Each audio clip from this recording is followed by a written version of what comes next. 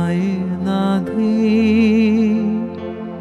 പ്രാർത്ഥിക്കാൻ ഞങ്ങൾക്കായി നീ,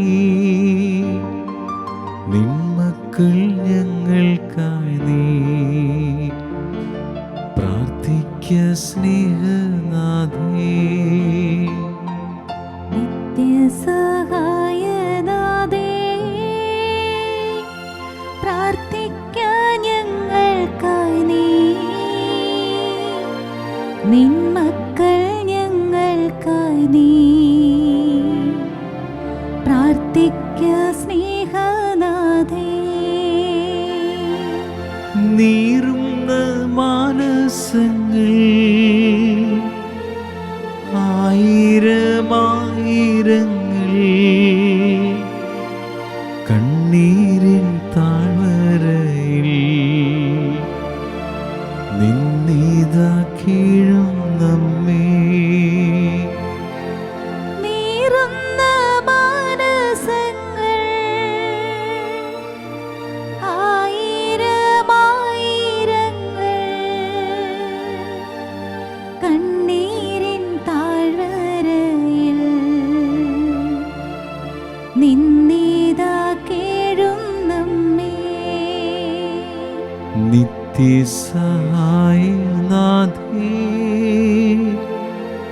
പ്രാർത്ഥിക്കാൻ ഞങ്ങൾക്കായി നീ, നിന്മക്കൾ ഞങ്ങൾക്കായി നീ, പ്രാർത്ഥിക്ക സ്നേഹനാഥേ, പ്രാർത്ഥിക്ക സ്നേഹനാഥേ.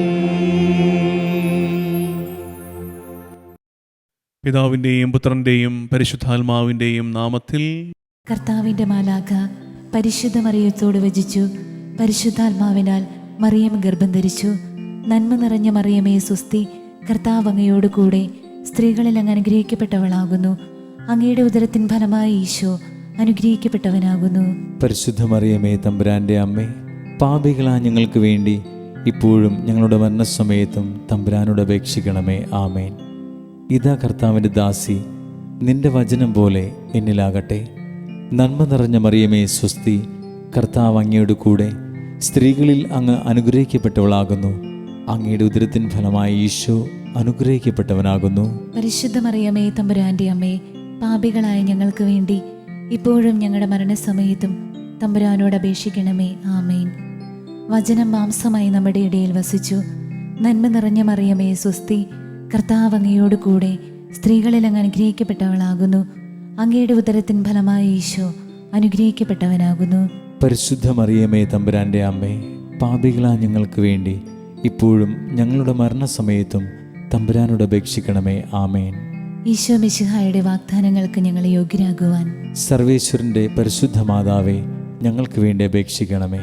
പ്രാർത്ഥിക്കാം. സർവേശ്വര, മാലാഖയുടെ സന്ദേശത്താൽ അങ്ങയുടെ പുത്രനായ ഈശോ മിശിഹായുടെ മനുഷ്യാവതാര വാർത്ത അറിഞ്ഞിരിക്കുന്ന ഞങ്ങൾ അവിടുത്തെ പീഡാനുഭവവും കുരിശുമരണവും മുഖേന ഉയർപ്പിൻ്റെ മഹിമ പ്രാപിക്കാൻ അനുഗ്രഹിക്കണമേ എന്ന് ഞങ്ങളുടെ കർത്താവായ ഈശോ മിശിഹാ വഴി അങ്ങയോട് ഞങ്ങൾ അപേക്ഷിക്കുന്നു. ആമേൻ. വിശ്വാസ പ്രമാണം. സർവശക്തനായ പിതാവും ആകാശത്തിന്റെയും ഭൂമിയുടെയും സൃഷ്ടാവുമായ ദൈവത്തിൽ ഞാൻ വിശ്വസിക്കുന്നു. അവിടുത്തെ ഏകപുത്രനും ഞങ്ങളുടെ കർത്താവുമായ ഈശോ മിശിഹായിലും ഞാൻ വിശ്വസിക്കുന്നു. ഈ പുത്രൻ പരിശുദ്ധാത്മാവാൽ ഗർഭസ്ഥനായി കന്യകാ മറിയത്തിൽ നിന്ന് പിറന്ന് പന്തിയോസ് പിലാത്തോസിന്റെ കാലത്ത് പീഡകൾ സഹിച്ച് കുരിശിൽ തറയ്ക്കപ്പെട്ട് മരിച്ചു അടക്കപ്പെട്ടു. പാതാളത്തിൽ ഇറങ്ങി മരിച്ചവരുടെ ഇടയിൽ നിന്ന് മൂന്നാം നാൾ ഉയർത്തു. സ്വർഗത്തിലേക്ക് എഴുന്നള്ളി സർവശക്തിയുള്ള പിതാവായ ദൈവത്തിന്റെ വലതുഭാഗത്തിരിക്കുന്നു. അവിടുന്ന് ജീവിക്കുന്നവരെയും മരിച്ചവരെയും വിധിക്കുവാൻ വരുമെന്നും ഞാൻ വിശ്വസിക്കുന്നു. പരിശുദ്ധാത്മാവിലും ഞാൻ വിശ്വസിക്കുന്നു. വിശുദ്ധ കത്തോലിക്ക സഭയിലും പുണ്യവാന്മാരുടെ ഐക്യത്തിലും പാപങ്ങളുടെ മോചനത്തിലും ശരീരത്തിന്റെ ഉയർപ്പിലും നിത്യമായ ജീവിതത്തിലും ഞാൻ വിശ്വസിക്കുന്നു. ആമേൻ. ഈശോ മിശിഹായിക്ക് സ്തുതിയായിരിക്കട്ടെ. വിമല ഹൃദയ പ്രതിഷ്ഠയുടെ 29ാമത്തെ ദിവസം. ഈ ശുശ്രൂഷയിൽ പങ്കെടുക്കാൻ നിങ്ങൾ കാണിക്കുന്ന താല്പര്യത്തെ അഭിനന്ദിക്കുകയാണ്. കാരണം നിങ്ങളുടെ താല്പര്യം എന്നെയും പ്രചോദിപ്പിക്കുന്നുണ്ട് എന്നത് നിസ്സംശയം പറയാൻ പറ്റും. അങ്ങനെയാണല്ലോ, നമ്മൾ സാധാരണ മനുഷ്യരല്ലേ. അപ്പോൾ നമ്മളെ ആരെങ്കിലും കേൾക്കുന്നുണ്ട്, അവരിത് മനസ്സിലാക്കുന്നുണ്ട് എന്നറിയുമ്പോൾ അത് നമ്മളെയും പ്രചോദിപ്പിക്കുകയാണ്. നമ്മൾ കൂടുതൽ ഒരുങ്ങാൻ, കൂടുതൽ നന്നായിട്ട് പറയാൻ ഒക്കെ ശ്രമിക്കുന്നുണ്ട്. അപ്പോൾ നിങ്ങളുടെ ആ താല്പര്യത്തിന്, വളരെ തീക്ഷ്ണതയോടെ ഈ ശുശ്രൂഷയിൽ പങ്കെടുക്കുന്നതിന് നിങ്ങളെ അഭിനന്ദിക്കുന്നു. ഒപ്പം നമ്മുടെ ആ ട്രാക്കിലേക്ക് വീണ്ടും നമ്മൾ ചിന്തിക്കുകയാണ്. അതായത് ഇന്നലെ പറഞ്ഞായിരുന്നു, നമ്മളിതിനെ കൺക്ലൂഡ് ചെയ്യാൻ ഒരുങ്ങുകയാണ്. എന്ന് വെച്ചാൽ ഇതിങ്ങനെ ഈ വിമല ഹൃദയ പ്രതിഷ്ഠ ഇങ്ങനെ നമ്മൾ നടത്തി അതിൻ്റെ 33ാമത്തെ ദിവസത്തിൽ അതിൻ്റെ ക്ലൈമാക്സിൽ, അതിൻ്റെ പീക്കിൽ കൊണ്ടുപോയിട്ട് ഒരു സഡൻ ബ്രേക്ക് ഇട്ട് നിർത്താനല്ല ഞാൻ ആഗ്രഹിക്കുന്നത്. മറിച്ച് ഓൾറെഡി അതിൻ്റെ പീക്ക് സ്റ്റേജ് എത്തി. ഇതിനിടയ്ക്ക് എപ്പോഴോ നമ്മളതിൻ്റെ ഏറ്റവും പീക്ക് സ്റ്റേജിൽ എത്തിയിട്ട് ഇനി പതുക്കെ നമ്മൾ താഴേക്ക് ഇറങ്ങി തുടങ്ങുകയാണ്. എന്ന് വെച്ചാൽ എന്താണ്, ഇത് കഴിഞ്ഞിട്ട് നമുക്ക് ജീവിക്കണം. ഓഗസ്റ്റ് 15 കഴിഞ്ഞിട്ട് നമുക്ക് ഇതനുസരിച്ച് ജീവിക്കണം. അപ്പോൾ ജീവിക്കാൻ ഉതകുന്ന കാര്യങ്ങൾ കുറച്ചുകൂടെ പ്രാക്ടിക്കലായിട്ട് നമ്മൾ പറയാൻ ശ്രമിക്കുകയാണ്. അത്തരം ഒന്നാണ് ഇന്നലെ നമ്മൾ സംസാരിച്ച കാര്യം. എന്തായിരുന്നു അത്? കുടുംബ പ്രാർത്ഥനയെ തിരിച്ചു പിടിക്കണം, സന്ധ്യാപ്രാർത്ഥനയെ തിരിച്ചു പിടിക്കണം. അപ്പോൾ നമ്മളൊക്കെ നല്ല ഭക്തരാണോ, ശരിക്കും ആത്മാർത്ഥതയുള്ള വിശ്വാസികളാണോ എന്ന് സ്വയം വിലയിരുത്താൻ ഞാനൊരു കാര്യം പറയാം. തീരുമാനമെടുക്കാൻ പറ്റുമോ? ഇന്ന് തൊട്ട്, ഈ ദിവസം തൊട്ട് ഇനി കണ്ണടയുന്ന കാലം വരെ എൻ്റെ വീട്ടിൽ സന്ധ്യാപ്രാർത്ഥന ഞാൻ മുടക്കില്ല എന്ന് തീരുമാനം എടുക്കാൻ പറ്റുമോ? അത് പറ്റില്ലെങ്കിൽ പിന്നെ വലിയ വായിൽ വർത്തമാനം പറയരുത്. അതായത് നമുക്ക് ഒരു വശത്തോടെ ഭയങ്കര ഭക്തരൊക്കെയാണ്, പക്ഷേ ഇപ്പുറത്ത് വളരെ പ്രാക്ടിക്കലായിട്ട് റാഡിക്കലായിട്ടുള്ള തീരുമാനങ്ങൾ എടുക്കാൻ പറ്റുന്നില്ല. ഭക്തിയുണ്ട്, കണ്ണീരുണ്ട്, വിലാപമുണ്ട്, നിലവിളിയുണ്ട്, അതൊക്കെയുണ്ട്. പക്ഷെ കൈമോശം വന്നു പോയ ശ്രേഷ്ഠമായവയെ തിരിച്ചു പിടിക്കാൻ ആഹ്വാനം ചെയ്യുമ്പോൾ അതിന് പറ്റാത്തത്, അതിനല്പം വില കൊടുക്കണം, ഒരുമിച്ചിരിക്കണം, സമയം കൊടുക്കണം. അപ്പം അതുപോലെ ഒന്നാണ് ഇന്ന് പറയുന്നത്. അതുപോലെ മറ്റൊന്ന് തിരിച്ചു പിടിക്കേണ്ട, നമ്മുടെ ജീവിതത്തിൻ്റെ ശൈലിയാക്കി മാറ്റേണ്ട മറ്റൊന്ന് ഇന്നത്തെ നമ്മുടെ സംസാരം. അതെന്താണെന്നറിയാമോ? ഉപവാസവും പ്രാർത്ഥനയും. പ്രാർത്ഥന ഇന്നലെ പറഞ്ഞു, ഉപവാസവും നോമ്പുമാണ്. അപ്പോൾ ഇന്നത്തെ വിമല ഹൃദയ പ്രതിഷ്ഠയിൽ ഓഗസ്റ്റ് 15 ശേഷം ജീവിക്കേണ്ട ഒരു ക്രിസ്തീയ ജീവിത ശൈലിയിൽ നമ്മൾ പാലിക്കേണ്ട കാര്യങ്ങളിൽ രണ്ടാമത്തത് പറയുകയാണ്. ഒന്നാമത്തത് സന്ധ്യാപ്രാർത്ഥനയുടെ ശൈലി, രണ്ടാമത്തത് ഉപവാസത്തിൻ്റെയും നോമ്പിൻ്റെയും ശൈലി തിരിച്ചു പിടിക്കണം.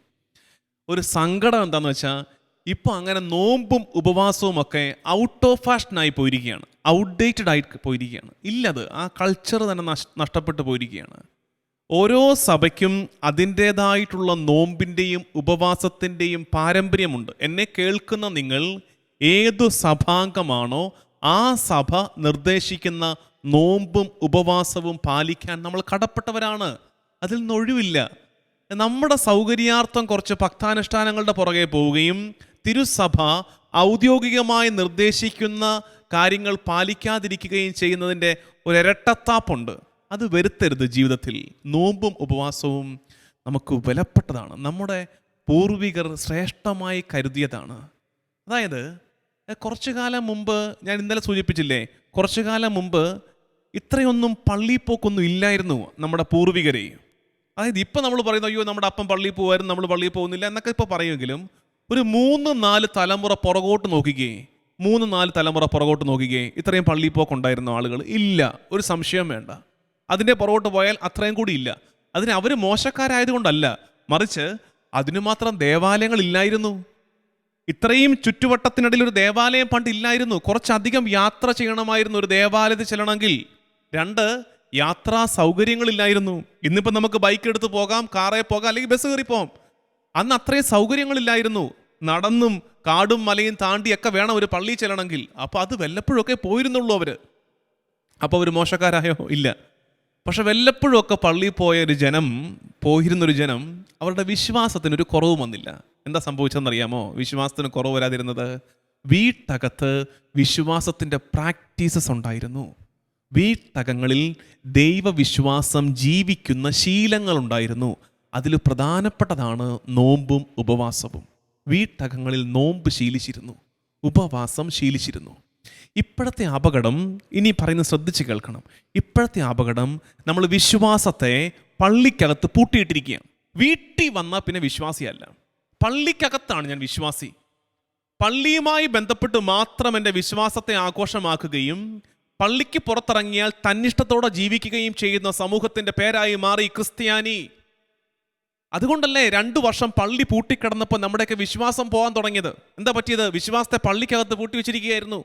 2 അല്ല 20 വർഷം പള്ളി പൂട്ടിക്കിടന്നാലും വിശ്വാസം നഷ്ടപ്പെട്ടു പോകാത്തൊരു പൂർവിക തലമുറ നമുക്കുണ്ടായിരുന്നു. എന്താ കാര്യം? അവർക്ക് വീട്ടകത്ത് വിശ്വാസത്തിൻ്റെ പ്രാക്ടീസസ് ഉണ്ടായിരുന്നു. പള്ളിയിൽ അച്ഛനെ കാണാൻ പറ്റാതായാലും അപ്പം പറഞ്ഞു കൊടുക്കുമായിരുന്നു വിശ്വാസം ജീവിക്കേണ്ടത് എങ്ങനെയെന്ന്. അമ്മ പറയുമായിരുന്നു നോമ്പെടുക്കാൻ, ഉപവാസം എടുക്കാൻ. ഇന്നിപ്പോൾ അതില്ല. വിശ്വാസത്തിൻ്റെ ഹോൾസെയിൽ ഡീലേഴ്സായിട്ട് അച്ഛന്മാരെ പ്രതിഷ്ഠിച്ചു. അച്ഛന്മാരെ കാണാൻ പറ്റാത്തൊരു കാലം വന്നാൽ വിശ്വാസം പോയി. വിശ്വാസത്തിനിടമായി ദേവാലയങ്ങളെ അങ്ങ് വിചാരിച്ചു. ദേവാലയം അടഞ്ഞു കിടന്നാൽ വിശ്വാസം പോയി. ഇനിയും എന്തൊക്കെ കോവിഡുകൾ വരാനുണ്ട്, ഇനിയും എന്തൊക്കെ വൈറസുകൾ ആഞ്ഞടിക്കാനുണ്ട്, മഹാമാരികൾ, ദുരന്തങ്ങളൊക്കെ വരുന്നുണ്ട്, ഇനി വരും. അപ്പം ആ കാലത്ത് വിശ്വാസം മുലഞ്ഞു പോകാതിരിക്കണമെങ്കിൽ കുടുംബ കേന്ദ്രീകൃത ആത്മീയത തിരിച്ചു പിടിക്കണം. വീട്ടകങ്ങളിൽ വിശ്വാസം ജീവിക്കണം. അല്ലാതെ പള്ളിയിലും ധ്യാന കേന്ദ്രങ്ങളിലുമല്ല വിശ്വാസം ആഘോഷമാക്കേണ്ടത്. ആദ്യം വീട്ടകങ്ങളിൽ, അവിടുന്നാണ് എല്ലാം ആരംഭിച്ചത്. വീട്ടകങ്ങളിൽ വിശ്വാസം ജീവിക്കേണ്ട ഒരു പ്രധാനപ്പെട്ട ടൂളാണ് നോമ്പും ഉപവാസവും. ഞാൻ ഈ പൂർവികരുടെ പാരമ്പര്യമാണ് എന്ന് പറയുമ്പോൾ നിങ്ങൾ ചോദിക്കച്ചത് എവിടെ എങ്ങനെയാണ് ഇത് പൂർവികരുടെ പാരമ്പര്യമാകുന്നത്? 15-ാം നൂറ്റാണ്ടിലാണ് പോർച്ചുഗീസ് മിഷണറിമാർ ഇന്ത്യയിൽ വന്നത്, കേരളത്തിൽ വന്നത്. വാസ്കോഡ ഗാമയുടെ പിന്നാലെ മിഷണറിമാരും അവിടുന്ന് വന്നു. അവർ വന്നപ്പോൾ യൂറോപ്യൻ സായിപ്പന്മാരല്ലേ ഈ വന്നേ. അവർ വന്നിട്ട് ഈ കേരളത്തിലെ സഭയെ നോക്കിയപ്പോൾ അവർക്കിഷ്ടപ്പെട്ടില്ല. അവരെ കുറ്റം പറയാൻ പറ്റില്ല. അവർ നോക്കുമ്പോൾ ഒരു പേഗൻ ക്രിസ്ത്യാനിറ്റി, ഒരു വിജാതീയ രീതിയിൽ ജീവിക്കുന്ന ക്രിസ്തീയ സമൂഹം. കാരണം എന്താ? അവർ കണ്ട കാഴ്ചകൾ യൂറോപ്യൻ കാഴ്ചകളാണ്. അത് കണ്ടിട്ട് വന്നപ്പോൾ അവർ നോക്കിയപ്പോൾ ഇങ്ങനെയൊക്കെയാണ്.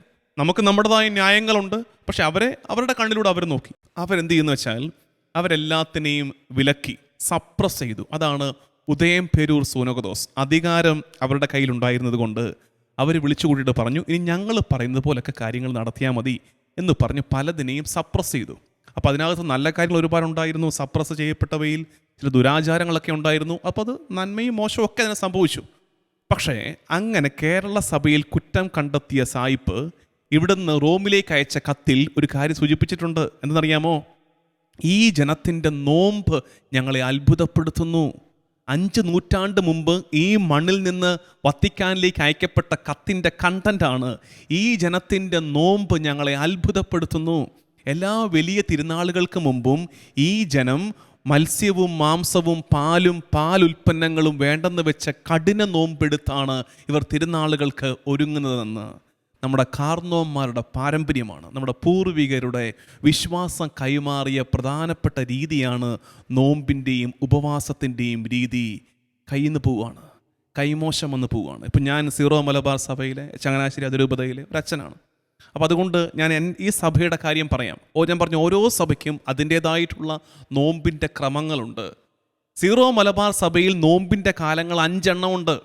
ഈ നോമ്പിൻ്റെ കാലം 5 എണ്ണം ഉണ്ടെന്ന് അറിയുമ്പോൾ ചിലർ അത്ഭുതപ്പെടുകയാണ്. 5 എണ്ണം ഉണ്ടോ? ഏതാ 5 എണ്ണം? അത് തന്നെയാണ് നമ്മുടെ ഗതികേട്. നമ്മുടെ സഭയിൽ നോമ്പിൻ്റെ കാലങ്ങൾ 5 എണ്ണം എന്ന് പറയുമ്പോഴേക്കും അത് ഏതാണെന്ന് ചിന്തിക്കേണ്ടി വരുന്നതാണ് നമ്മുടെയൊക്കെ ദുരവസ്ഥ.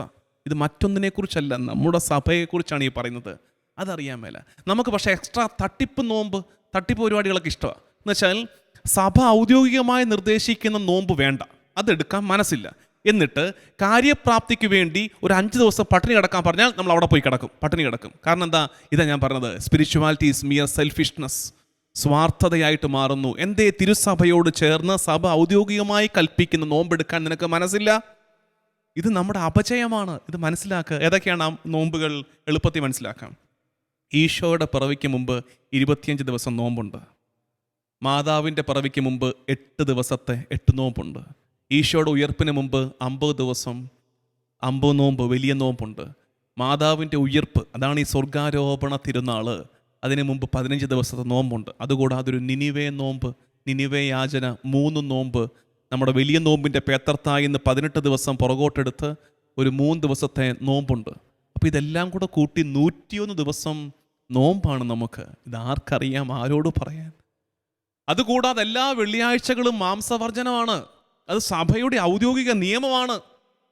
അപ്പോൾ ഈ വെള്ളിയാഴ്ച മാംസവർജനം എന്തിനാണ്? വെള്ളിയാഴ്ചത്തെ മാംസവർജനം പ്രധാനപ്പെട്ട കാര്യം, കർത്താവ് തമ്പുരാൻ പീഡ അനുഭവിച്ച് വെള്ളിയാഴ്ച ദിവസം കർത്താവിനുള്ള സ്നേഹത്തെ പ്രതി ചില ഇഷ്ടങ്ങൾ വേണ്ടെന്ന് വെച്ച് ഞാൻ അധിക പ്രാർത്ഥനയിൽ ചെലവഴിക്കുന്ന ദിവസമാണ് വെള്ളിയാഴ്ചകൾ. അപ്പോൾ ഉടനെ ഇപ്പം ചോദിക്കുന്ന ചോദ്യം എന്നറിയാവോ? ഞാൻ എവിടെയെങ്കിലും പറയുകയാണ് വെള്ളിയാഴ്ച മാംസവർജനം കേട്ടോ, മാംസം കഴിക്കരുത് എന്ന് പറഞ്ഞാൽ ഉടനെ ചോദിക്കുന്നത് എവിടെ എഴുതി വെച്ചിട്ടുണ്ട്? ഇതാണല്ലോ പറയാറ്, എവിടെ എഴുതി വെച്ചിട്ടുണ്ട് വെള്ളിയാഴ്ച ഇറച്ചി കഴിക്കാൻ പാടില്ലെന്ന്? അച്ചോ, എവിടെ എഴുതി വെച്ചിട്ടുണ്ട്? ഈ ചോദ്യം സഹിക്കാൻ വയ്യാതെയായിരിക്കും. സീറോ മലബാർ സഭയുടെ പർട്ടിക്കുലർ ലോ എന്നൊരു ബുക്കുണ്ട്. സീറോ മലബാർ സഭ വിശ്വാസികൾ പാലിക്കേണ്ട ജീവിത രീതികളുടെ നിർദ്ദേശങ്ങൾ അടങ്ങിയിരിക്കുന്ന പുസ്തകം. അതിനകത്ത് പ്രത്യേകം എഴുതി വെച്ചിട്ടുണ്ട്, abstinence is obligatory on all Fridays. എല്ലാ വെള്ളിയാഴ്ചകളിലും മാംസവർജനം നിയമത്താലേ നിർബന്ധമാണ്. ഏതെങ്കിലും വെള്ളിയാഴ്ച ഒഴിവുണ്ടോ? ഉണ്ട്. ഏതൊക്കെ വെള്ളിയാഴ്ചയാണ്? The Fridays between Christmas and Epiphany എന്ന് വെച്ചാൽ ഡിസംബർ 25 ക്രിസ്മസിനും ജനുവരി 6 ദനഹാ തിരുനാളിനും ഇടയ്ക്ക് വരുന്ന 1-2 വെള്ളിയാഴ്ചകളിലും, then the first Friday after Easter, ഈസ്റ്ററിന് ശേഷം വരുന്ന ആദ്യത്തെ വെള്ളിയാഴ്ചയും മാംസവർജനമില്ല. എന്താ കാര്യം? ആ 2 തിരുനാളുകൾ വലിയ തിരുനാളുകളാണ്. ആ തിരുനാളിൻ്റെ പിന്നാലെ വരുന്ന വെള്ളിയാഴ്ചകളിൽ പരിത്യാഗം വേണ്ട, അത് സന്തോഷത്തിൻ്റെ ആഴ്ചയാണ്. പക്ഷെ മറ്റു വെള്ളിയാഴ്ചകളിൽ നിയമത്താലെ നിർബന്ധമാണ്. അതായത് എവിടെങ്കിലും ഒഴിവ് കൊടുക്കുമ്പോൾ മനസ്സിലാക്കണം ഇപ്പുറത്തത് എന്തുമാത്രം പ്രാധാന്യമുണ്ടെന്ന്. വെള്ളിയാഴ്ചകളൊക്കെ മാംസവർജനത്തിൻ്റെ ദിവസങ്ങളാണെന്ന് ഇതിപ്പോൾ ഇങ്ങനെയൊക്കെ പഠിപ്പിക്കേണ്ടി വരുന്നതാണ് ഗതികേട്. ഞാൻ ഇടവകകളിലെ കൂട്ടായ്മകളിലൊക്കെ ഈ ക്ലാസ് എടുക്കും, ഇങ്ങനെ വെള്ളിയാഴ്ച മാംസവർജനമാണ് കേട്ടോ എന്നൊക്കെ പറയുമ്പോണ്ടല്ലോ, ഞാൻ കണ്ടിട്ടുണ്ട് ചട്ടയും മുണ്ടും കൊടുത്ത 80 കഴിഞ്ഞ അമ്മച്ചിമാർ കൂനിക്കൂടി ഇരുന്നിട്ട് അവർ പറയും, അച്ചോ വെള്ളിയാഴ്ച മാംസവർജനമാണ്, ഇനി അച്ഛൻ എന്നാ പറഞ്ഞാലും ഞങ്ങൾ മാറ്റത്തില്ല, വെള്ളിയാഴ്ച ഇറച്ചി കഴിക്കത്തില്ല. എന്താ കാര്യം എന്നറിയാമോ? ഇതിനു മാത്രം പഠനവും ക്ലാസ്സും ഒന്നും കിട്ടിയിട്ടില്ലെങ്കിലും ആ തലമുറയ്ക്കൊരു ബോധ്യമുണ്ടായിരുന്നു, ഒരു കൺവിക്ഷൻ ഉണ്ടായിരുന്നു.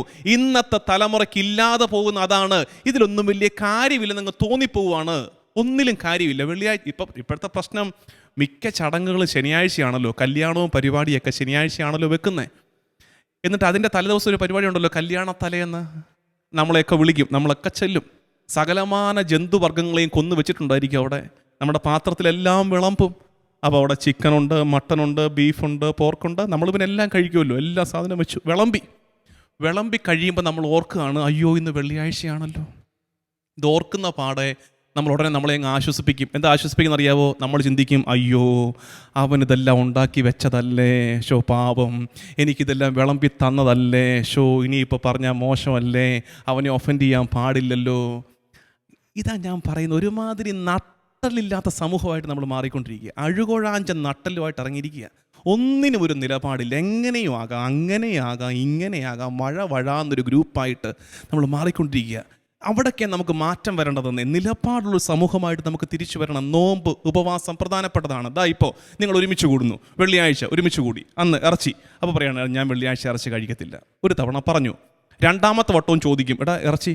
അപ്പോൾ അടുത്ത ആഴ്ച പിന്നെ ഞാൻ വെള്ളിയാഴ്ച ഇറച്ചി കഴിക്കത്തില്ല. 3ാമത്തെ വട്ടം അവർ ചോദിക്കത്തില്ല. കാരണം അവരങ്ങോട്ടും ഇങ്ങോട്ടും പറയും, അവന് വിളമ്പണ്ട കേട്ടോ, അവൻ വെള്ളിയാഴ്ച ഇറച്ചി കഴിക്കില്ല. അത് പറയുന്നത് ബഹുമാനത്തോടെ ആയിരിക്കും. അങ്ങനൊരു സംസ്കാരം തിരിച്ചു വരും. ഇതിപ്പോൾ നമുക്ക് ഒന്നുമില്ല. ഫിലോസഫിയിൽ ഒരു ടെർമിനോളജി ഉണ്ട്, ഡീകൺസ്ട്രക്ഷൻ എന്ന് പറയും. ഡീകൺസ്ട്രക്ഷൻ എന്ന് വെച്ചാൽ എന്താണെന്ന് മനസ്സിലാക്കണമെങ്കിൽ ഇങ്ങോട്ട് നോക്കണം.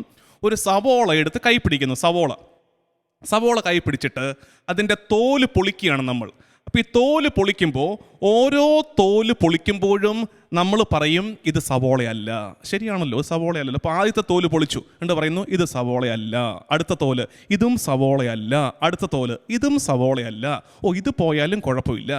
ഈ ഡീകൺസ്ട്രക്ഷൻ, ഇങ്ങനെ സവോള പൊളിച്ച് ഇത് സവോളയല്ല, അവസാനം കയ്യിൽ സവോളയില്ല.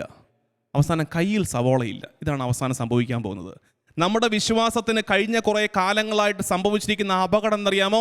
ദൈവവിശ്വാസത്തിൻ്റെ ജീവിത രീതികളെ കയ്യിൽ പിടിച്ചിട്ട് നമ്മൾ എന്ത് ചെയ്തു?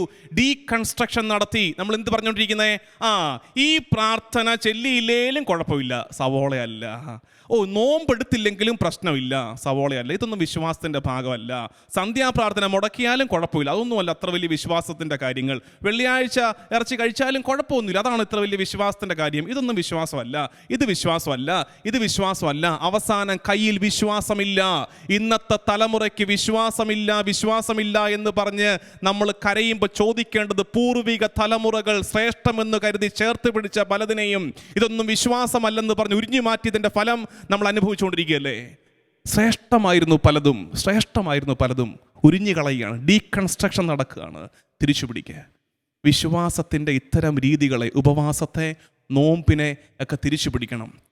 പ്രത്യേകിച്ച് കുടുംബങ്ങളിൽ അമ്മമാർ തന്നെ ഉത്തരവാദിത്തം ഏൽപ്പിക്കുകയാണ്. എൻ്റെ അമ്മ ഇത് പങ്കെടുത്തുകൊണ്ടിരിക്കുകയാണ്. അപ്പോൾ അമ്മയ്ക്കറിയാമല്ലോ. അതായത് ഞാനൊരു ഫരിസൈനിസം പറയാമെന്ന് വിചാരിക്കരുത്. എന്ന് വെച്ചാൽ ഈ മേന്മ നടിക്കുകയാണ്, അല്ല, സാക്ഷിയാണെന്ന് വിചാരിച്ചാൽ മതി. ഇതൊരു സാക്ഷ്യമാണെന്ന് വിചാരിച്ചാൽ മതി. മറ്റേ മുഴ മാറിയെന്ന് പറയുന്നത് മാത്രമല്ല സാക്ഷ്യം, ഇതും ഒരു സാക്ഷ്യമാണെന്ന് വിചാരിച്ചു. എന്താണെന്ന് വെച്ചാൽ ഇന്നേ വരെ എല്ലാ നോമ്പും ഞാൻ എടുത്തിട്ടുണ്ട്. അതെൻ്റെ മെച്ചം കൊണ്ടല്ല. എന്നുവെച്ചാൽ ഓർമ്മ വെച്ച കാലം തൊട്ട് ഇന്നേ വരെ എല്ലാ നോമ്പും എടുത്തിട്ടുണ്ട്. അത് സെമിനാരി പഠിച്ചപ്പോഴും വിദേശത്ത് പോയപ്പോഴൊക്കെ നോമ്പെടുക്കുകയാണ്. അപ്പോൾ അതിൻ്റെ കാരണം എന്താ? കാരണം ചെറുപ്പം തൊട്ടേ അങ്ങനെ ഒരു അമ്മ ശീലിപ്പിച്ചു. ചെറുപ്പം തൊട്ടേ പറഞ്ഞു, നോമ്പുകാലം വരുമ്പോൾ പറയും ഒരു ക്യാബേജ് തോരൻ ഉണ്ടാക്കും, ഒരു അച്ചാറും കാണും, അല്ലെങ്കിൽ മോര് കാഴ്ച നിന്നിട്ട് പറയും ഇതേ ഉള്ളു ഇവിടെ, വേണമെങ്കിൽ കഴിച്ചാൽ മതി, വേണമെങ്കിൽ കഴിച്ചാൽ വേറൊന്നും ഇല്ല. അപ്പം നമ്മൾ പറയും ചിക്കൻ ഇല്ല, നോമ്പാണ്, ബീഫ് ഇല്ല, മുട്ട ഇല്ല, നോമ്പാണ്. അങ്ങനെ ശീലിപ്പിച്ചു, ചെറുപ്പം തൊട്ടേ ട്രെയിൻഡാക്കി.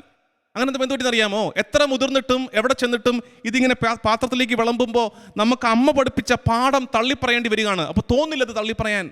അതായത് കുഞ്ഞുനാളിൽ നിങ്ങളുടെ വീട്ടകങ്ങളിൽ കുഞ്ഞുങ്ങളെ പഠിപ്പിക്കാത്ത ശീലങ്ങൾ കുറേ കഴിയുമ്പോൾ അച്ഛന്മാർ പഠിപ്പിക്കുമെന്ന് വിചാരിക്കരുത്.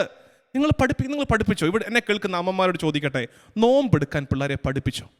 വല്ലപ്പോഴും ഒരു ഉപവാസം എടുക്കാൻ പഠിപ്പിച്ചോ പിള്ളേരെ? ഇതൊന്നും പഠിപ്പിച്ചില്ല, എന്താ അപകടം? ഞാൻ കഴിഞ്ഞ ഏതോ വിമല ഹൃദയ പ്രതിഷ്ഠയിൽ പറഞ്ഞതാണ്. അതായത് ഇതിൻ്റെ മെച്ചം എന്താണെന്ന് വെച്ചാൽ, നമ്മുടെ മുമ്പിലേക്ക് ഈ കൊതിയൂറുന്ന ചിക്കനും ബീഫും അല്ലേ, ഇഷ്ടമുള്ള എന്തും, ചിക്കനും ബീഫും മാത്രമൊന്നും ആകണമെന്നില്ലെന്ന്, ഏതും ആകട്ടെ, ഇഷ്ടങ്ങൾ നമ്മുടെ മുമ്പിലേക്ക് വരുമ്പോൾ നോ, വേണ്ട എന്ന് പറയാൻ പഠിച്ചിട്ടില്ലെങ്കിൽ, അങ്ങനെ നിങ്ങളുടെ കുഞ്ഞുങ്ങളെ നിങ്ങൾ പഠിപ്പിച്ചിട്ടില്ലെങ്കിൽ, പിന്നെ എങ്ങനെ നിങ്ങളുടെ കുട്ടികൾ കുറച്ച് മുതിരുമ്പോൾ 16-ാമത്തെ വയസ്സിൽ അവൻ്റെ മുമ്പിലേക്ക് ഡ്രഗ്സ് വരികയാണ്, അവൻ എങ്ങനെ പറയും നോ, വേണ്ട? 18-ാമത്തെ വയസ്സിൽ കൂട്ടുകാർ കൂടി കുപ്പി പൊട്ടിക്കാൻ വിളിക്കുകയാണ് അവൻ എങ്ങനെ പറയും നോ, വേണ്ട എന്നെങ്ങനെ പറയും? ചെറുപ്പം തൊട്ടേ അവൻ എല്ലാത്തിനോടും യെസ് ആണ്. നോ പറയാൻ ഇഷ്ടമുള്ള, കൗതുകമുള്ള, രുചിയൂറുന്ന പലതിനോടും നോ പറയാൻ അവൻ്റെ വീട്ടിൽ അവനെ ആരും പഠിപ്പിച്ചില്ല, നോമ്പെടുപ്പിച്ചില്ല. പിന്നെ എങ്ങനെ അവൻ പാപത്തോട്, പ്രലോഭനങ്ങളോട്, കൗതുകങ്ങളോട് നോ പറയും? പ്രധാനപ്പെട്ടതാണ് ഇത്. നോമ്പും ഉപവാസവും ഒക്കെ തിരിച്ചു പിടിക്കണം. പക്ഷേ ഈശോ അന്നേ പറഞ്ഞു വെച്ചായിരുന്നു, ഉപവാസം എടുക്കുമ്പോൾ സൂക്ഷിച്ചേക്കണം. ഇന്ന് ഉപവാസം എടുക്കുന്നവരുണ്ട്, എനിക്കറിയാം ഉപവാസം എടുക്കുന്നവരൊക്കെ ഉണ്ട്. പക്ഷേ ഈ ഉപവാസം എടുത്താൽ നാട്ടുകാരെ മുഴുവൻ അറിയിച്ചില്ലെങ്കിൽ സന്തോഷമില്ല. ഉപവാസമാണ് എന്ന് വെച്ചാൽ രാവിലെ തൊട്ട് ഉപവാസമാണ്, ഒന്നും കഴിക്കുന്നില്ല. അപ്പോൾ കഴിക്കാതിരുന്നിട്ട് കെട്ടിയോണ്ട് നേരെ മെക്കിട്ട് കയറുകയാണ്. പിള്ളേരോടൊക്കെ മുട്ടൻ കലിപ്പാണ്. എന്നിട്ട് പറയുന്നത് എന്താ, ഞാൻ ഉപവാസമാണ്.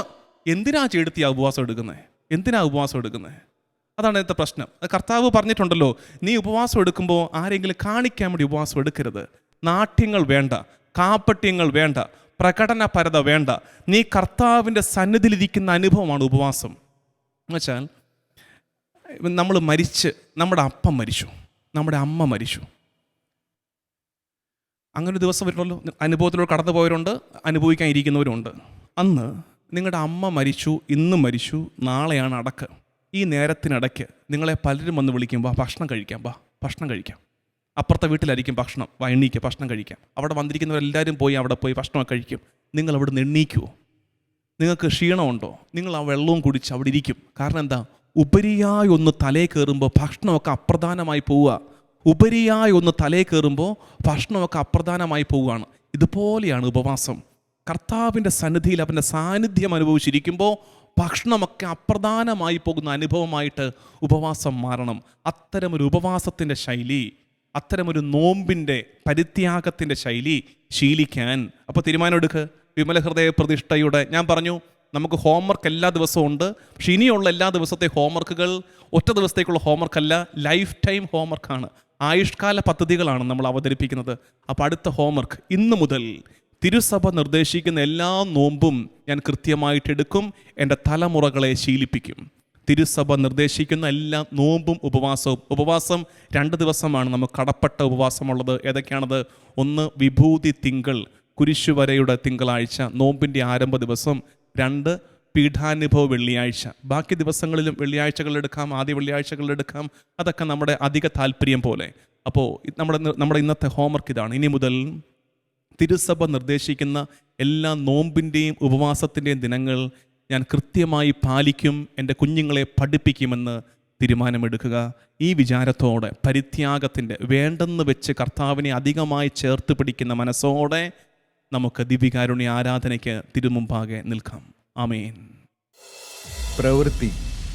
ഇന്നു മുതൽ തിരുസഭ നിർദ്ദേശിക്കുന്ന എല്ലാ നോമ്പിൻ്റെയും ഉപവാസത്തിൻ്റെയും ദിനങ്ങൾ ഞാൻ തലമുറയെ പരിശീലിപ്പിക്കും, കൃത്യമായി പാലിക്കുകയും ചെയ്യും. എല്ലാ നേരവും സ്തുതി പാടും, ആത്മാവിൽ വാഴും ഈശോയ്ക്ക്. അൾത്താരയിൽ വരും തിരുനാഥന്, അപ്പമായി തീരുന്ന ഗുരുനാഥന്.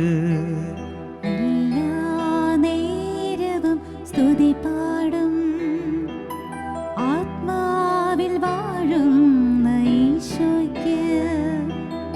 അൾത്താരയിൽ വരും തിരുനാഥന്, അപ്പമായി തീരുന്ന ഗുരുനാഥന്.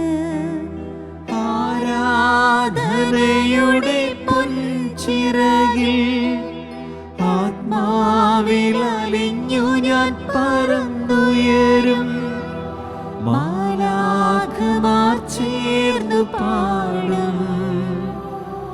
ഹല്ലേലൂയാ, ഹല്ലേലൂയാ. ആരാധനയുടെ പൊൻചിറകിൽ ആത്മാവിൽ അലിഞ്ഞു ഞാൻ പറന്നുയരും, മാലാഖമാർ ചേർന്നു പാടും.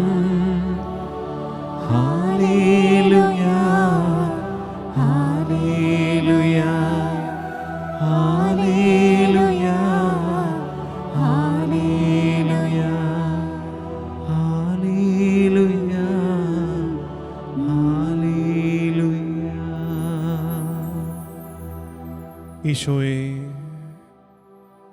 പരിശുദ്ധനായവനെ, നിനക്ക് ആരാധന.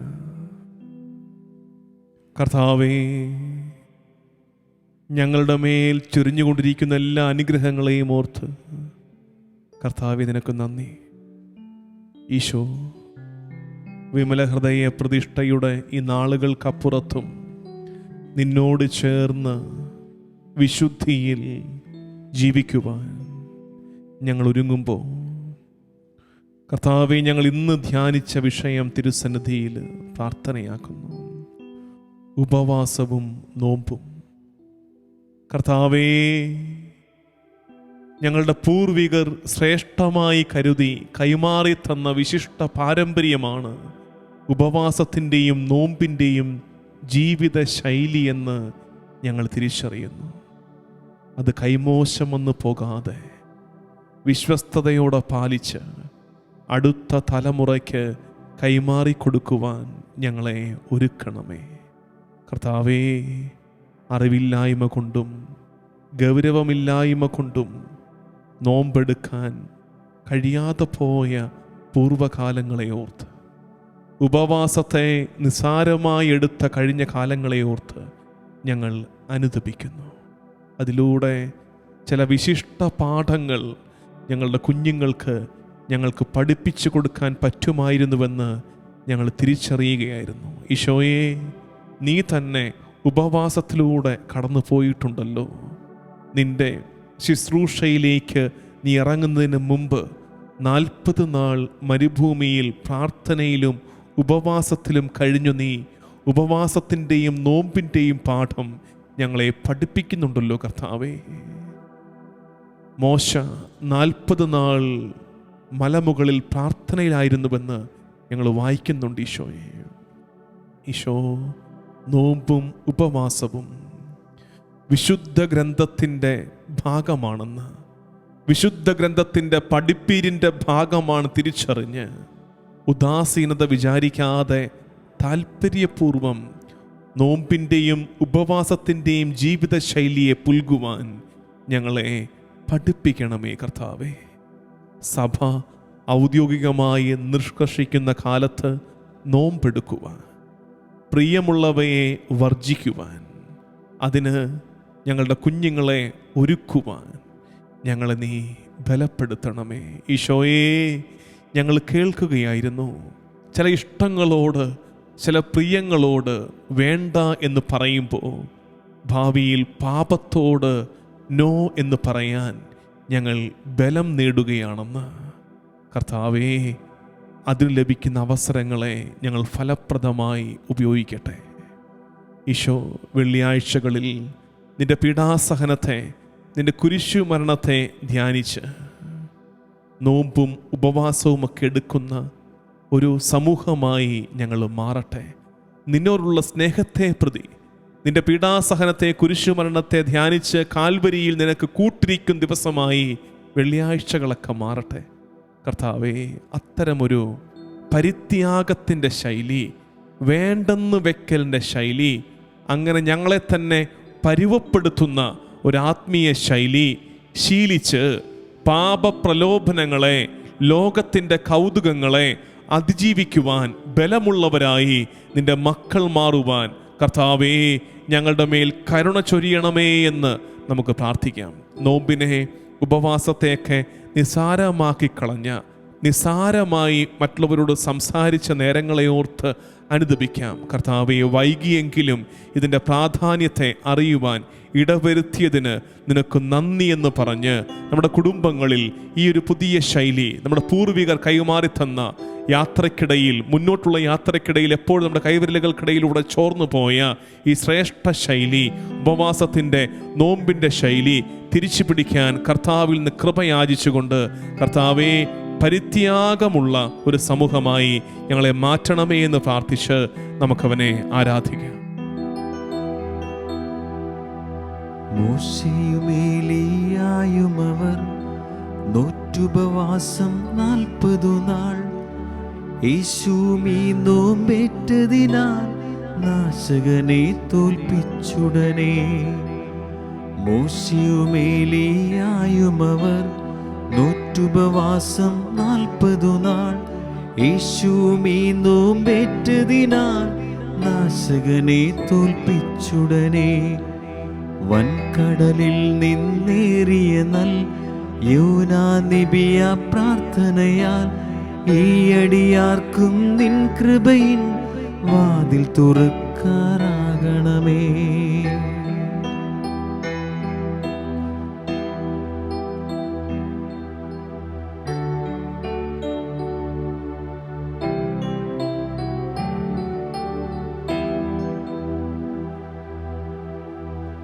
വൻകടലിൽ നിന്നേറിയ നൽ യോനാ നബിയ പ്രാർത്ഥനയാൽ ഈ അടിയാർക്കും നിൻ കൃപയിൻ വാതിൽ തുറക്കാറാകണമേ. ഈ അടിയാർക്കും നിൻ കൃപയിൻ വാതിൽ തുറക്കാറാകണമേ. ഇനിയുള്ള കാലത്ത് നോമ്പും ഉപവാസവും എടുത്ത് പരിത്യാഗത്തിൻ്റെ ജീവിതശൈലിയിലൂടെ ഞങ്ങൾ കരുത്തുള്ളവരാകുവാൻ, പിശാചിനെ, അവൻ്റെ പ്രലോഭനത്തെ തോൽപ്പിക്കാൻ ബലമുള്ളവരാകാൻ കർത്താവേ, കൃപ തരണമേ എന്ന് യാചിച്ച് നമുക്ക് ദിവ്യകാരുണ്യനാഥൻ്റെ ആശീർവാദം സ്വീകരിക്കാം.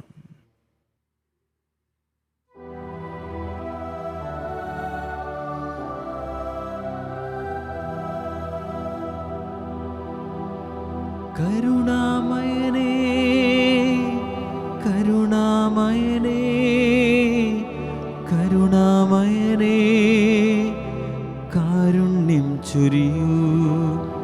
കരുണാമയനേ, കരുണാമയനേ, കരുണാമയനേ, കാരുണ്യം ചൊരിയൂ. കരുണാമയനേ, കരുണാമയനേ കരുണാമയനേ കാരുണ്യം ചൊരിയൂ കരുണാമയനേ കരുണാമയനേ കരുണാമയനേ കാരുണ്യം ചൊരിയൂ കാരുണ്യം ചൊരിയൂ കാരുണ്യം ചൊരിയൂ.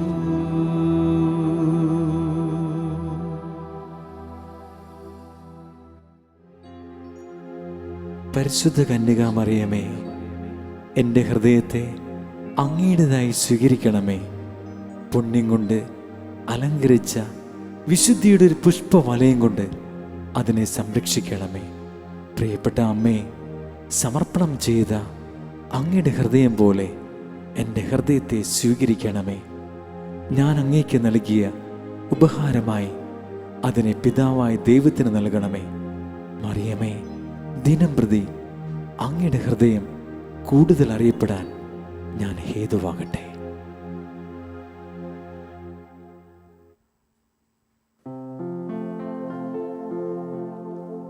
മിശിഹായുടെ ദിവ്യാത്മാവേ, എന്നെ ശുദ്ധീകരിക്കണമേ. മിശിഹായുടെ തിരുശരീരമേ, എന്നെ രക്ഷിക്കണമേ. മിശിഹായുടെ തിരുരക്തമേ, എന്നെ ലഹരി പിടിപ്പിക്കണമേ. മിശിഹായുടെ തിരുവിലാവിലെ വെള്ളമേ, എന്നെ കഴുകണമേ. മിശിഹായുടെ കഷ്ടാനുഭവമേ, എന്നെ ധൈര്യപ്പെടുത്തണമേ. നല്ല യേശു, എന്റെ അപേക്ഷ കേൾക്കണമേ. അങ്ങേ തിരുമുറിവുകളുടെ ഇടയിൽ എന്നെ മറച്ചുകൊള്ളണമേ. അങ്ങയിൽ നിന്ന് പിരിഞ്ഞു പോകുവാൻ എന്നെ അനുവദിക്കരുതേ. ദുഷ്ടശത്രുക്കളിൽ നിന്ന് എന്നെ കാത്തുകൊള്ളണമേ. എൻ്റെ മരണനേരത്ത് എന്നെ അങ്ങേ പക്കലേക്ക് വിളിക്കണമേ. അങ്ങേ പരിശുദ്ധന്മാരുടെ കൂടെ നിത്യമായി അങ്ങേ സ്തുതിക്കുന്നതിന് അങ്ങേ അടുക്കൽ വരുവാൻ എന്നോട് കൽപ്പിക്കണമേ. ഹൃദയശാന്തതയും എളിമയുമുള്ള ഈശോ, എന്റെ ഹൃദയം അങ്ങേ ദിവ്യ ഹൃദയത്തിന് ഒത്തതാക്കി അരുളണമേ. ഈശോയുടെ മാധുര്യമുള്ള തിരുഹൃദയമേ, അങ്ങന്റെ സ്നേഹമായിരിക്കണമേ. ഈശോയുടെ മാധുര്യമുള്ള തിരുഹൃദയമേ, അങ്ങന്റെ സ്നേഹമായിരിക്കണമേ. ഈശോയുടെ മാധുര്യമുള്ള തിരുഹൃദയമേ, അങ്ങന്റെ സ്നേഹമായിരിക്കണമേ. ഈശോയുടെ മാധുര്യമുള്ള തിരുഹൃദയമേ, അങ്ങന്റെ സ്നേഹമായിരിക്കണമേ. ഈശോയുടെ മാധുര്യമുള്ള തിരുഹൃദയമേ, അങ്ങന്റെ സ്നേഹമായിരിക്കണമേ. ഈശോയുടെ മാധുര്യമുള്ള തിരുഹൃദയമേ, അങ്ങന്റെ സ്നേഹമായിരിക്കണമേ. ഈശോയുടെ മാധുര്യമുള്ള തിരുഹൃദയമേ, അങ്ങന്റെ സ്നേഹമായിരിക്കണമേ. ഈശോയുടെ മാധുര്യമുള്ള തിരുഹൃദയമേ, അങ്ങന്റെ സ്നേഹമായിരിക്കണമേ. ഈശോയുടെ മാധുര്യമുള്ള തിരുഹൃദയമേ, അങ്ങന്റെ സ്നേഹമായിരിക്കണമേ. ഈശോയുടെ മാധുര്യമുള്ള തിരുഹൃദയമേ, അങ്ങന്റെ സ്നേഹമായിരിക്കണമേ. മറിയത്തിന്റെ വിമല ഹൃദയമേ, എന്റെ രക്ഷയായിരിക്കണമേ. ഹൃദയശാന്തതയും എളിമയുമുള്ള ഈശോ, എന്റെ ഹൃദയം അങ്ങേ ദിവ്യഹൃദയത്തിന് ഒത്തതാക്കി അരുളണമേ. ഈശോയുടെ മാധുര്യമുള്ള തിരുഹൃദയമേ, അങ്ങന്റെ സ്നേഹമായിരിക്കണമേ. ഈശോയുടെ മാധുര്യമുള്ള തിരുഹൃദയമേ, അങ്ങന്റെ സ്നേഹമായിരിക്കണമേ. ഈശോയുടെ മാധുര്യമുള്ള തിരുഹൃദയമേ, അങ്ങന്റെ സ്നേഹമായിരിക്കണമേ. ഈശോയുടെ മാധുര്യമുള്ള തിരുഹൃദയമേ, അങ്ങന്റെ സ്നേഹമായിരിക്കണമേ. ഈശോയുടെ മാധുര്യമുള്ള തിരുഹൃദയമേ, അങ്ങന്റെ സ്നേഹമായിരിക്കണമേ. ഈശോയുടെ മാധുര്യമുള്ള തിരുഹൃദയമേ, അങ്ങന്റെ സ്നേഹമായിരിക്കണമേ. ഈശോയുടെ മാധുര്യമുള്ള തിരുഹൃദയമേ, അങ്ങന്റെ സ്നേഹമായിരിക്കണമേ. ഈശോയുടെ മാധുര്യമുള്ള തിരുഹൃദയമേ, അങ്ങന്റെ സ്നേഹമായിരിക്കണമേ. ഈശോയുടെ മാധുര്യമുള്ള തിരുഹൃദയമേ, അങ്ങന്റെ സ്നേഹമായിരിക്കണമേ. ഈശോയുടെ മാധുര്യമുള്ള തിരുഹൃദയമേ, അങ്ങന്റെ സ്നേഹമായിരിക്കണമേ. മറിയത്തിന്റെ വിമല ഹൃദയമേ, എന്റെ രക്ഷയായിരിക്കണമേ. ഹൃദയശാന്തതയും എളിമയുമുള്ള ഈശോ, എന്റെ ഹൃദയം അങ്ങേ ദിവ്യഹൃദയത്തിന് ഒത്തതാക്കി അരുളണമേ. ഈശോയുടെ മാധുര്യമുള്ള തിരുഹൃദയമേ, അങ്ങന്റെ സ്നേഹമായിരിക്കണമേ. ഈശോയുടെ മാധുര്യമുള്ള തിരുഹൃദയമേ, അങ്ങന്റെ സ്നേഹമായിരിക്കണമേ. ഈശോയുടെ മാധുര്യമുള്ള തിരുഹൃദയമേ, അങ്ങന്റെ സ്നേഹമായിരിക്കണമേ. ഈശോയുടെ മാധുര്യമുള്ള തിരുഹൃദയമേ, അങ്ങന്റെ സ്നേഹമായിരിക്കണമേ. ഈശോയുടെ മാധുര്യമുള്ള തിരുഹൃദയമേ, അങ്ങന്റെ സ്നേഹമായിരിക്കണമേ. ഈശോയുടെ മാധുര്യമുള്ള തിരുഹൃദയമേ, അങ്ങന്റെ സ്നേഹമായിരിക്കണമേ. ഈശോയുടെ മാധുര്യമുള്ള തിരുഹൃദയമേ, അങ്ങന്റെ സ്നേഹമായിരിക്കണമേ. ഈശോയുടെ മാധുര്യമുള്ള തിരുഹൃദയമേ, അങ്ങന്റെ സ്നേഹമായിരിക്കണമേ. ഈശോയുടെ മാധുര്യമുള്ള തിരുഹൃദയമേ, അങ്ങന്റെ സ്നേഹമായിരിക്കണമേ. ഈശോയുടെ മാധുര്യമുള്ള തിരുഹൃദയമേ, അങ്ങന്റെ സ്നേഹമായിരിക്കണമേ. മറിയത്തിന്റെ വിമല ഹൃദയമേ, എന്റെ രക്ഷയായിരിക്കണമേ. ഹൃദയശാന്തതയും എളിമയുമുള്ള ഈശോ, എന്റെ ഹൃദയം അങ്ങേ ദിവ്യഹൃദയത്തിന് ഒത്തതാക്കി അരുളണമേ. ഈശോയുടെ മാധുര്യമുള്ള തിരുഹൃദയമേ, അങ്ങന്റെ സ്നേഹമായിരിക്കണമേ. ഈശോയുടെ മാധുര്യമുള്ള തിരുഹൃദയമേ, അങ്ങന്റെ സ്നേഹമായിരിക്കണമേ. ഈശോയുടെ മാധുര്യമുള്ള തിരുഹൃദയമേ, അങ്ങന്റെ സ്നേഹമായിരിക്കണമേ. ഈശോയുടെ മാധുര്യമുള്ള തിരുഹൃദയമേ, അങ്ങന്റെ സ്നേഹമായിരിക്കണമേ. ഈശോയുടെ മാധുര്യമുള്ള തിരുഹൃദയമേ, അങ്ങന്റെ സ്നേഹമായിരിക്കണമേ. ഈശോയുടെ മാധുര്യമുള്ള തിരുഹൃദയമേ, അങ്ങന്റെ സ്നേഹമായിരിക്കണമേ. ഈശോയുടെ മാധുര്യമുള്ള തിരുഹൃദയമേ, അങ്ങന്റെ സ്നേഹമായിരിക്കണമേ. ഈശോയുടെ മാധുര്യമുള്ള തിരുഹൃദയമേ, അങ്ങന്റെ സ്നേഹമായിരിക്കണമേ. ഈശോയുടെ മാധുര്യമുള്ള തിരുഹൃദയമേ, അങ്ങന്റെ സ്നേഹമായിരിക്കണമേ. ഈശോയുടെ മാധുര്യമുള്ള തിരുഹൃദയമേ, അങ്ങന്റെ സ്നേഹമായിരിക്കണമേ. മറിയത്തിന്റെ വിമല ഹൃദയമേ, എന്റെ രക്ഷയായിരിക്കണമേ. ഹൃദയശാന്തതയും എളിമയുമുള്ള ഈശോ, എന്റെ ഹൃദയം അങ്ങേ ദിവ്യഹൃദയത്തിന് ഒത്തതാക്കി അരുളണമേ. ഈശോയുടെ മാധുര്യമുള്ള തിരുഹൃദയമേ, അങ്ങന്റെ സ്നേഹമായിരിക്കണമേ. ഈശോയുടെ മാധുര്യമുള്ള തിരുഹൃദയമേ, അങ്ങന്റെ സ്നേഹമായിരിക്കണമേ. ഈശോയുടെ മാധുര്യമുള്ള തിരുഹൃദയമേ, അങ്ങന്റെ സ്നേഹമായിരിക്കണമേ. ഈശോയുടെ മാധുര്യമുള്ള തിരുഹൃദയമേ, അങ്ങന്റെ സ്നേഹമായിരിക്കണമേ. ഈശോയുടെ മാധുര്യമുള്ള തിരുഹൃദയമേ, അങ്ങന്റെ സ്നേഹമായിരിക്കണമേ. ഈശോയുടെ മാധുര്യമുള്ള തിരുഹൃദയമേ, അങ്ങന്റെ സ്നേഹമായിരിക്കണമേ. ഈശോയുടെ മാധുര്യമുള്ള തിരുഹൃദയമേ, അങ്ങന്റെ സ്നേഹമായിരിക്കണമേ. ഈശോയുടെ മാധുര്യമുള്ള തിരുഹൃദയമേ, അങ്ങന്റെ സ്നേഹമായിരിക്കണമേ. ഈശോയുടെ മാധുര്യമുള്ള തിരുഹൃദയമേ, അങ്ങന്റെ സ്നേഹമായിരിക്കണമേ. ഈശോയുടെ മാധുര്യമുള്ള തിരുഹൃദയമേ, അങ്ങന്റെ സ്നേഹമായിരിക്കണമേ. മറിയത്തിന്റെ വിമല ഹൃദയമേ, എന്റെ രക്ഷയായിരിക്കണമേ. ഹൃദയശാന്തതയും എളിമയുമുള്ള ഈശോ, എന്റെ ഹൃദയം അങ്ങേ ദിവ്യഹൃദയത്തിന് ഒത്തതാക്കി അരുളണമേ. ഈശോയുടെ മാധുര്യമുള്ള തിരുഹൃദയമേ, ഞങ്ങളുടെ മേൽ അരുളുണ്ടായിരിക്കണമേ. അമലോത്ഭവ മറിയത്തിന്റെ കറയില്ലാത്ത ഹൃദയമേ, ഞങ്ങൾക്ക് വേണ്ടി അപേക്ഷിക്കണമേ. തിരുഹൃദയത്തിന്റെ നാഥേ, ഞങ്ങൾക്ക് വേണ്ടി അപേക്ഷിക്കണമേ. ഈശോയുടെ തിരുഹൃദയം എല്ലായിടത്തും എല്ലാവരാലും സ്നേഹിക്കപ്പെടട്ടെ. മരണവേദന അനുഭവിച്ച ഈശോയുടെ തിരുഹൃദയമേ, മരിക്കുന്നവരുടെ മേൽ കൃപയായിരിക്കണമേ. മരണവേദന അനുഭവിച്ച ഈശോയുടെ തിരുഹൃദയമേ, മരിക്കുന്നവരുടെ മേൽ കൃപയായിരിക്കണമേ. മരണവേദന അനുഭവിച്ച ഈശോയുടെ തിരുഹൃദയമേ, മരിക്കുന്നവരുടെ മേൽ കൃപയായിരിക്കണമേ.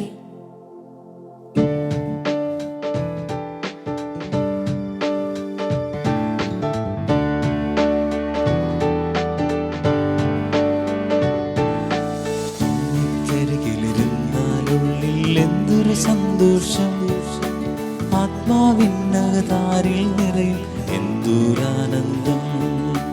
അമ്മക്കരികിലിരുന്ന